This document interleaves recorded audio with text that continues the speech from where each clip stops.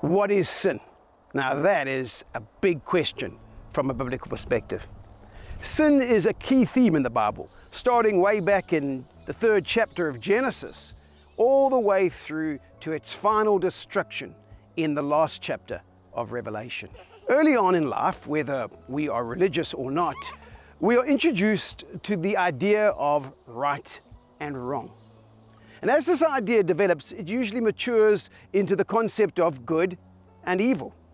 We live in societies where there is a basic agreement on the essential rights and wrongs.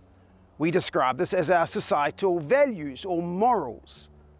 The Bible lifts these ideas up to another level, literally. It introduces the idea that morality, the definition of good and evil, is absolute, and it is defined by God Himself. Consequently, when we fail to live up to these defined morals, we're not just offending a fellow human, we're in fact offending the very creator of all humans, God Himself. And so from a biblical perspective, sin can simply be defined as disobedience to God's laws or commandments, God's definition of good. Every time we do what God says we shouldn't do, or do what God says we should do, we break His law and commit a sin. John says in 1 John 3 verse 4, everyone who sins is breaking God's law, for all sin is contrary to the law of God. God's law is the written declaration of good and evil. And when we ignore God's definition of good and evil, His law, and choose to live by our own rules, we sin. Sin is only possible because we have been given the gift of free will.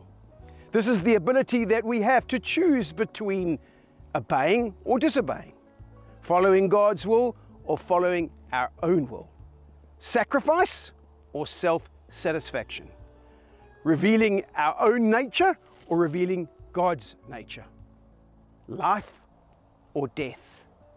Free will is also the unique characteristic we have that gives us the potential to show God's glory. Without free will, we could not reveal the qualities of God, such as love, mercy, and patience. Love cannot exist, as we've said before, where free will does not exist. God gave us free will so that we could have the choice to reveal His glory or not. Sin, you see, was the risk that God was willing to take in giving His human creation free will. God wanted love. He wanted a world filled with His glory.